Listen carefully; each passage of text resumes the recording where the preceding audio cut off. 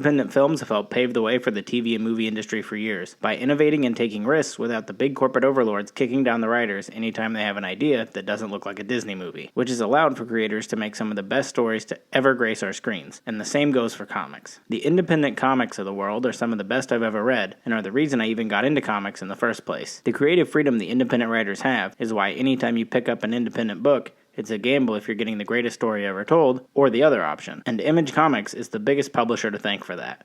Founded in 1992, Image Comics is the world's biggest independent comic book publisher, with a creator-first business model allowing for creators to keep full rights of the stories they create, which is why we get a new Walking Dead spinoff every time a Midwesterner says, "Oh."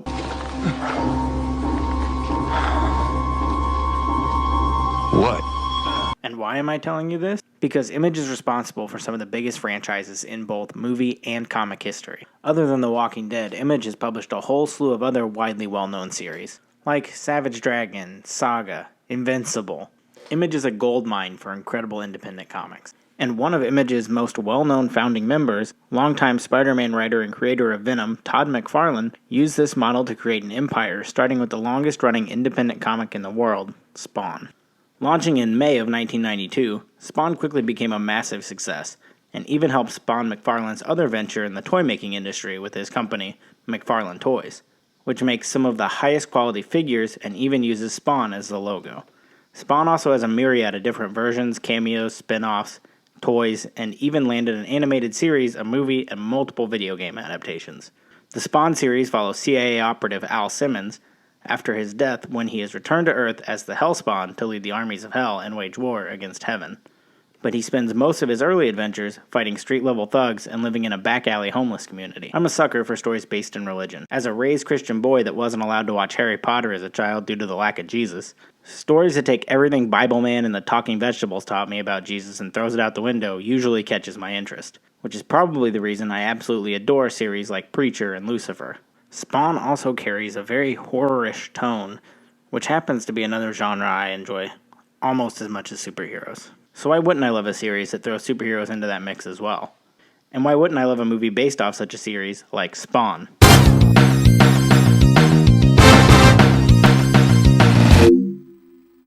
Spawn movie follows pretty close to the same story beats as The Page, and has a stellar cast lineup to carry the movie as well. You'll see the likes of Michael Jai White as the hero Spawn, Martin Sheen as the evil CIA director Jason Wynn, John Leguizamo under 400 pounds of makeup as Clown, and the second cutest little dog to my Shelby that plays Spaz. With Todd McFarlane on the writing team, the movie honors the origin of the character pretty well, with a few things changed for legal reasons, starting with Al Simmons on a mission where he unknowingly kills dozens of innocent civilians. After finding out what he had done, Al tries to quit and is then burned to death on his last mission by his boss Jason Wynn and Wynn's right hand, Jessica Priest.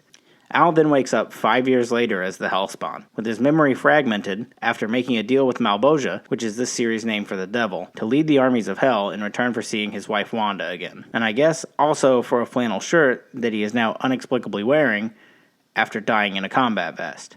And this is where we get the first look at the incredible makeup of the film. Michael Jai White spends the rest of the movie in a full head prosthetic due to Al Simmons' disfigurement from the burning, outside of the time that he's in a full CG mask. But John Leguizamo's character Clown is where the makeup really shines.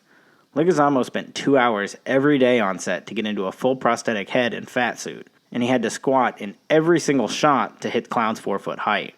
Spawn then makes his way to his old home from the iconic homeless-filled alley known as Rat City that Spawn will one day call home. He finds out that in the 5 years since his passing, Wanda has now married his best friend Terry, and together have a daughter named Cyan.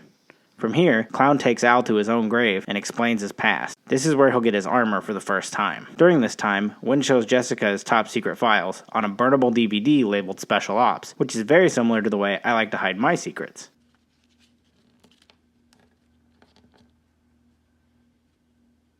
These files show that Wynn plans to unleash a virus on the world with bombs that only he has the antidote for. But after learning of his death, Al stocks up on weapons to take down the people that murdered him. He drops into an event that Wynn is at and reveals himself to be Simmons and gets into a shootout with Jess. During the shootout, you'll get to see the full power of Spawn's abilities, as he'll use his massive cape, his super healing, Damn. the ability to morph his limbs into any shape, Damn. and the power to camouflage himself. Damn. And he'll use all these abilities to kill Jess and escape the police trying to stop him. Clown uses this time to convince Wynn to get a pacemaker that will release the virus if his heart stops as a plan to trick Al into releasing the virus and jump-starting the apocalypse. Damn. After escaping the police, Spawn returns to Rat City being followed by his dog Spaz, and befriends a little homeless boy named Zach. After this, Spawn fights Clown when he finds out that he is the one that told Wynn to kill Al so he could use him to lead the armies of hell. During this fight, Clown shows his true form as the Violator and nearly kills Al. From here, Al learns to properly use his armor and not rely on guns, and he even travels to hell and meets the devil, who talks without ever moving his mouth. But I'll leave that up to you to watch for yourself. The Spawn movie wasn't originally well received, but was still planned to have 2 sequels, with the second one to be released just 1 year later.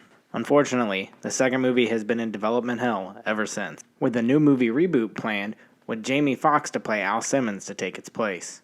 Yeah, the CGI green screen hell looks like hell and Malboja looks like Cocomelon, but the transformation of Clown to the Violator still looks great, and the mask appearing on Spawn's face is of the same quality that the Flash series is using almost 25 years later. The makeup and prosthetics doesn't look dated at all. Sure, some of the dialogue hasn't aged, especially from Clown. Clown's strange comic relief place in this movie is a little different from his comic counterpart, and a lot of his jokes come off pretty cringy and dated. I could definitely do without the fart jokes and weird cheerleader segment, but it was the 90s. Stuff was weird then. Was Clown any stranger than the biker mice from Mars? This movie really paved the way for the big-budget superhero films we have today. It was also the very first comic-based superhero movie to have a black lead. I know both Steel and Blade were released shortly after, but it still shouldn't go unnoticed. Spawn is currently available on HBO Max along with the Spawn animated series at the time of this recording. So if you'd like me to cover that or any other forms of comic book media, feel free to comment your topic below. And don't forget to subscribe too. Every subscription this video gets us one step closer to the Spawn Malboja mouth moving cut released. My brand. Go watch Spawn.